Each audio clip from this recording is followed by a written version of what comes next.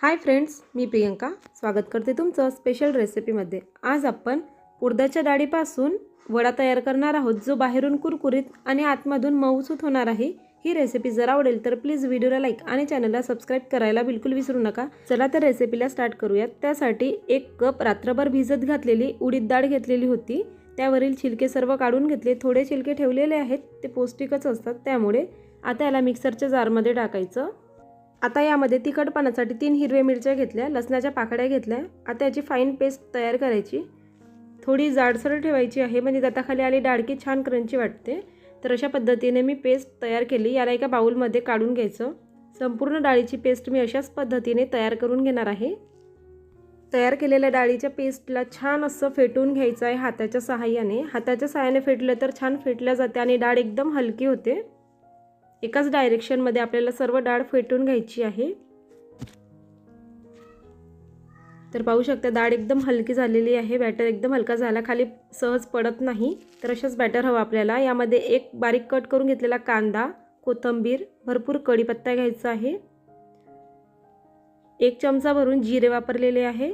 चवीनुसार मीठ वापरायचं आहे। 1 चमचा पांढरे तीळ, अर्धा चमचा चाट मसाला आणि अर्धा चमचा गरम मसाला घेतलेला आहे।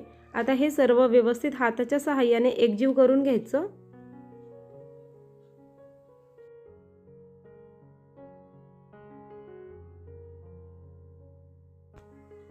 तयार झालेल्या पेस्टमध्ये आपण 2 चमचे तांदळाचं पीठ वापरणार आहोत। यामुळे वडा छान कुरकुरीत होतो। हे व्यवस्थित एकजीव करून घ्यायचं आणि डाळीमध्ये असलेलं पाणी सुद्धा इथे ऑब्झर्व केलं जाते तांदळाच्या पिठामुळे।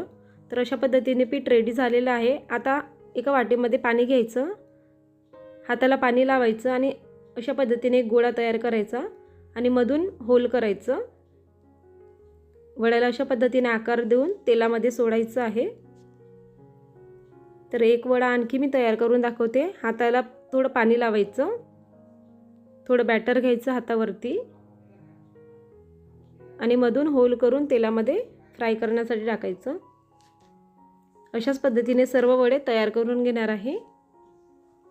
छोटे मोठे मीडियम कोणत्याही आकारामध्ये वडे तुम्ही तयार करून त्यांना छान असं दोन्ही साइडने गोल्डन कलर येईपर्यंत फ्राय करून घेऊ शकता।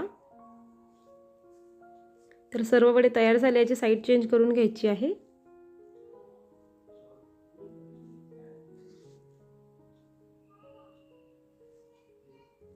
तर एका साइडने छान कलर आलेला आहे, दुसऱ्या साइडने सुद्धा अशाच कलर येऊ देणार आहे, गोल्डन कलर।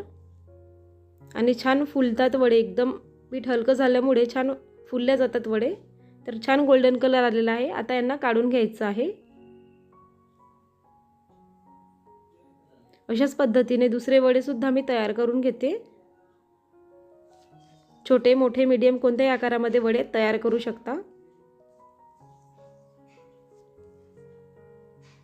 यांना सुद्धा छान गोल्डन कलर आलेला आहे। सर्व वडे मी तयार करून घेतले। यांना कोणत्याही प्रकारच्या चटणी सोबत किंवा सांबार सोबत खाल्लं तरीही चालेल। मसाला वडे तयार झालेले आहेत। एक वडा मी तुम्हाला तोडून दाखवणार आहे कसं झालं। तर पाहू शकता बाहेरून कुरकुरीत आणि आतमधून जाळीदार वडा तयार झालेला आहे। ही रेसिपी जर आवडली असेल तर प्लीज व्हिडिओला लाईक आणि चॅनलला सबस्क्राइब करायला बिलकुल विसरू नका। थँक्यू।